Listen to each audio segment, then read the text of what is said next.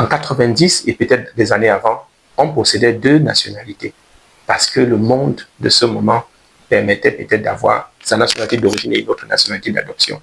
Dans cet autre épisode de Parlons Programme dédié au programme du SDF, nous abordons cette semaine un autre thème qui occupe une place majeure dans le programme de ce parti. Comme vous le savez, depuis le 11 juin 1968, tout Camerounais qui obtient une autre nationalité perd d'office sa nationalité camerounaise. C'est la décision du premier président camerounais, son Excellence Amadou Ahidjo, par son décret du 11 juin 1968. Dans cette vidéo, vous allez comprendre pourquoi il a pris cette décision et comment devons-nous aborder la question aujourd'hui. Pour vous répondre, j'ai rencontré le président du SDF Europe qui nous donne des solutions prévues dans le programme du SDF à la question de la nationalité. Écoutons-le et retrouvons-nous derrière.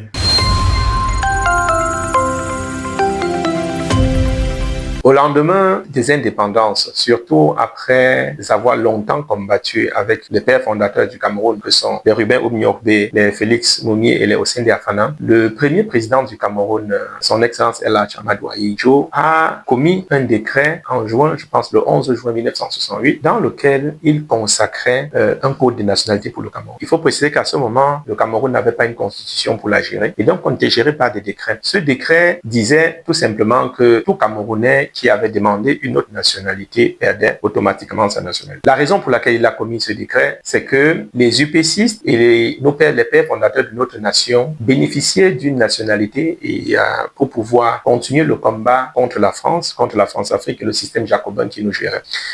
La Guinée-Conakry, avec son leader Sékou Touré, nous offrait par exemple son hospitalité comme une base arrière et nous permettait, avec son passeport, comme certaines autres nations en Afrique, de continuer le travail et d'y chercher les voies et moyens de libérer le Cameroun. Plus tard, le Cameroun va avoir une constitution qui malheureusement ne considérera jamais la question de la nationalité. Donc aujourd'hui, les fils du Cameroun qui se trouvent à l'extérieur et qui auraient acquis des nationalités étrangères sont, par l'application souvent à tête chercheuse, exclus de la nation à cause de ce décret de 1968. Posséder aujourd'hui plusieurs nationalités dans le monde dans lequel nous vivons, où les peuples se mélangent, où les peuples se mixent, est devenu une normalité. Cela n'est plus une fatalité comme on était en 1968 pour, le président El Hadj Amadou Ahidjo et tous ceux qui étaient de son côté quand ils excluaient certains Camerounais. Nous voyons les diasporas, que ce soit indiennes, chinoises, pour n'en citer que celles-là, ou encore même nigérianes, qui vont dans le monde, acquièrent du savoir, prennent même des nationalités étrangères, autres que leur pays, qui leur permettent de se déplacer et de pouvoir se mouvoir dans les sociétés dans lesquelles elles se trouvent. Et donc, le fait d'avoir une autre nationalité, le fait d'avoir un document de nos jours, n'est plus une entrave ou encore ne fait pas de nous un mauvais citoyen ou alors un citoyen handicapé. Tout au contraire, pour beaucoup de nations aujourd'hui, nous observons tout simplement que le fait d'être à l'extérieur, d'avoir acquis du savoir, d'avoir même bénéficié de la couverture d'un autre pays que le pays qui t'a donné naissance, est considéré comme un avantage. Il te permet aujourd'hui de pouvoir certifier déjà que tu as vécu ailleurs, que tu as acquis du savoir, mais surtout de pouvoir servir de pont entre la société qui est la tienne, c'est-à-dire ta société d'origine, et la société qui t'aurait adopté. Donc tu pourras aussi ainsi devenir un pont que tu construis avec cette nationalité ou bien ces nationalités que tu auras acquises.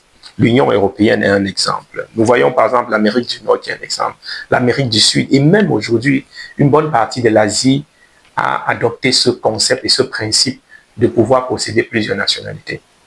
C'est pourquoi le SDF, en 2025, comme déjà depuis 1990, réclame la multinationalité.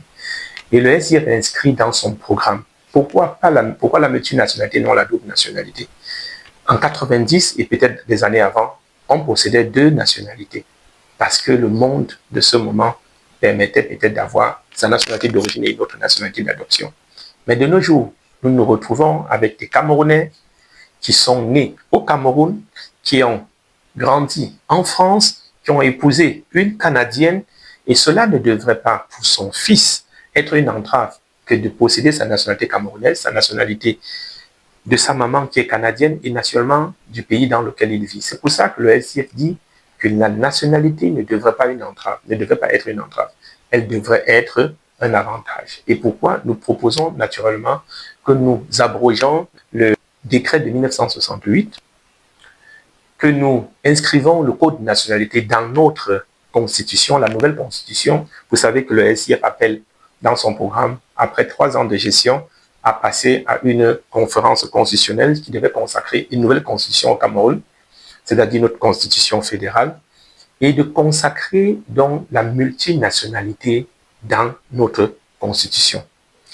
La multinationalité apporte extrêmement plusieurs avantages. Je vous ai dit déjà qu'un homme qui a voyagé est comme un livre, c'est-à-dire qu'il a du savoir, il a acquis la connaissance. Et nous avons dernièrement eu, si je peux appeler ça un buzz, qui est venu de la France, où au sorti d'une très grande école en France, nous avons eu pratiquement une vingtaine d'ingénieurs qui étaient des majors camerounais, des Camerounais nés au Cameroun, ayant grandi au Cameroun, ayant la nationalité camerounaise. Ces personnes qui sont déjà extrêmement intelligentes font déjà la fierté de notre pays.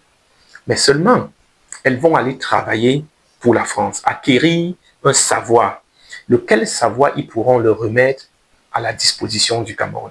Donc, en apportant la double nationalité, déjà pour le Cameroun, nous ramenons nos fils chez nous, nous ramenons le savoir chez nous. Ces personnes qui ont eu un savoir à l'extérieur, au-delà du savoir, peuvent aussi apporter les financements. Nous savons, selon les dernières statistiques, que les fonds renvoyés par la diaspora au Cameroun font près de 5% du PIB du Cameroun, du budget du Cameroun, pardon. Ce qui est largement supérieur à toutes les aides au développement que nous recevons, qui est en dessous de 2%. Donc nous voyons que notre diaspora, malgré le fait que nous avons mis une barrière, rapatrie pratiquement 5% de notre budget. Vous pouvez vous imaginer si notre diaspora a des accès grâce à la nationalité qui leur est remise, parce que cette nationalité n'a tout simplement été que arbitrairement volée. Si cette nationalité, la multinationalité est reconnue, ils auront le libre choix, la libre circulation de venir au Cameroun, investir plus de 5% des fonds qui rapatrient chez nous. Nous savons que pour créer une entreprise, pour un expatrié au Cameroun, le circuit est différent et un peu plus compliqué. Nous savons aussi qu'acquérir une terre au Cameroun, ou bien immatriculer une terre, est plus compliqué pour un étranger que pour un Camerounais. Donc, ce n'est pas que nous voulons brader nos terres, nous voulons brader notre pays, mais nous offrons des opportunités, des possibilités de développement et de création de richesses à nos enfants qui sont nés au Cameroun. Vous pouvez donc vous imaginer que nous avons un budget qui table autour de 7600, 7700 milliards de francs CFA. Et que notre diaspora à elle seule est capable de lever un peu plus de 10% de ce budget. Donc, vous voyez l'apport que notre diaspora, avec la multinationalité, pourrait ramener au Cameroun. Et avec ces fonds, nous pouvons développer l'agriculture, nous pouvons développer les services, nous pouvons développer, par exemple, la transformation même de nos produits, c'est-à-dire que ce soit le cacao, que ce soit le bois sur place, qui nous fera une valeur ajoutée. Parce que ces citoyens, ces Camerounais, qui aiment leur pays, et nous savons combien ils aiment leur pays, nous voyons comment ils vibrent lorsqu'il s'agit du pays, ces Camerounais sont prêts à rentrer investir chez nous, à rentrer bâtir la nation que nous avons. Et c'est pourquoi le SIF, dans son programme, réserve une place très prépondérante pour sa diaspora, parce que nous savons que comme l'Inde, comme la Chine, aucune nation ne s'est développée sans sa diaspora. Et pour finir, nous aimerons aussi, et c'est prévu dans notre programme, avoir des représentants de la diaspora. Le Sénégal nous montre l'exemple au niveau de son Assemblée nationale avec des représentants de sa diaspora. Nous voyons même que la France, que certains aiment bien copier, a aussi au sein de son Assemblée nationale plusieurs élus de la diaspora. Donc d'outre-mer, pas seulement outre-mer des territoires, mais de la diaspora où qu'elle se trouve. Et donc pour le Cameroun et pour le SIF, nous mettons un point d'honneur que cette diaspora ne soit pas seulement un apport au niveau financier, mais qu'il soit aussi un apport dans la construction de la nation. Leur voix est importante. Ce qu'ils ont à dire est important et nous pensons que la diaspora devrait participer à tous les niveaux à la construction de la nation que nous avons et dont nous rêvons. La multinationalité que nous prônons et que nous voyons partout dans le monde comme un exemple ne saurait être une entrave au patriotisme et encore moins au développement de notre nation. C'est un concept qui a été mis sur pied ou bien une idée qui se laisse propager par les caciques du pouvoir jacobin qui nous gèrent aujourd'hui. C'est tout à fait normal qu'ils aient peur de ceux qui sont ailleurs, qui ont vu comment ça se fait ailleurs, qui ont vu comment ça se fait bien ailleurs.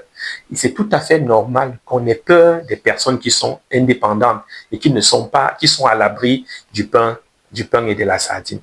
Et donc, dans aucune nation sur cette terre, la diaspora, encore moins la multinationalité, n'est considérée comme un manque de patriotisme ou encore moins un handicap. Je tiens à rappeler que partout où un Camerounais se retrouve, où les Camerounais se retrouvent, ils se rassemblent indépendamment de leur nationalité, si je peux appeler ça d'accueil, sous le manteau du Cameroun. Très rarement, on va trouver des Camerounais qui se rassemblent au Canada comme des Allemands camerounais. Non, ils vont beaucoup plus, d'ailleurs, même mettre un peu plus un accent.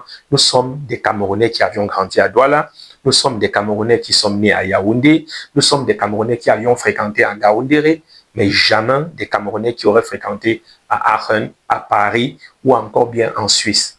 Ce qui veut dire que dans l'essence du Camerounais, il est né, il reste et demeure Camerounais. Leurs enfants s'identifient non plus comme comme des étrangers. Ils s'identifient généralement comme des Camerounais qui ont été accueillis par une autre nation. Et cela se voit au niveau du nombre de Camerounais nés en Europe, souvent d'un parent même étranger, qui, malgré la situation de notre pays depuis pratiquement 60 ans, n'hésite pas à défendre les couleurs de la nation. Nous avons les cas de Choupo-Moting, nous avons plein d'autres cas.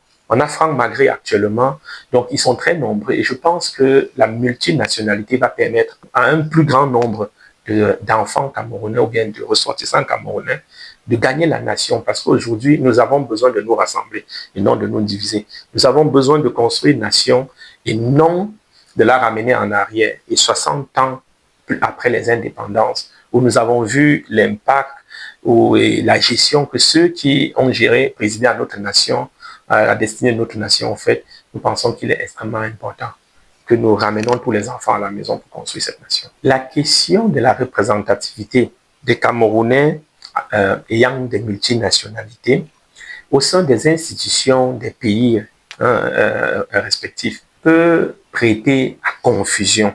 Mais je tiens souvent à rappeler que si nous avons un Camerounais qui a pu être Premier ministre au Sénégal, c'est-à-dire les Sénégalais l'ont aimé et l'ont plébiscité, et que les Camerounais sont aussi prêts à le plébisciter, aussi je vais dire comme ça, au poste de Premier ministre ou bien au poste de député au Cameroun, c'est la preuve de sa compétence et non de son incompétence. Nous devons être fiers que ce que nous avons peut être convoité. Travailler pour une société camerounaise et plus tard peut-être pour une société allemande dans un domaine où il concurrencerait le Camerounais ne fera pas de la personne un handicap. Aujourd'hui, c'est à nous de valoriser le Made in Cameroun. C'est à nous de donner la valeur et faire comprendre à nos enfants qu'ils se sentent à l'aise chez nous. C'est un Camerounais qui a été auparavant maire à Malmayo, se retrouvait en France et postulait au poste de maire de Paris et que les Parisiens veulent l'élire maire de Paris. Je doute fort bien que quelqu'un sera en train de discuter. On verrait sa compétence. On verrait qu'il a de la compétence qu'il vend. Et c'est sur quoi le SIF met plus de la valeur. Nous, on ne veut pas s'intéresser sur ce qu'il a eu à faire par le passé, du moment où il nous montre qu'il est Camerounais. Je vais finir par un petit exemple. Choupo-Moting, il a joué pour l'équipe d'Allemagne en jeune. Et quand il a choisi en senior de jouer pour le Cameroun, il y a eu le match Cameroun contre l'Allemagne. Et si je ne me trompe pas, à Düsseldorf. Et Choupo-Moting n'a pas hésité une seule fois à planter un but dans les goals de l'Allemagne. C'est la preuve qu'il était patriote. C'est la preuve qu'il avait choisi avec son cœur. et nous ferons tout pour que nos enfants choisissent avec le cœur. Dites-nous en commentaire ce que vous pensez de la proposition du SDF et n'oubliez pas de vous abonner pour être les premiers à recevoir les prochains épisodes. Nous vous donnons rendez-vous mardi prochain pour un autre thème.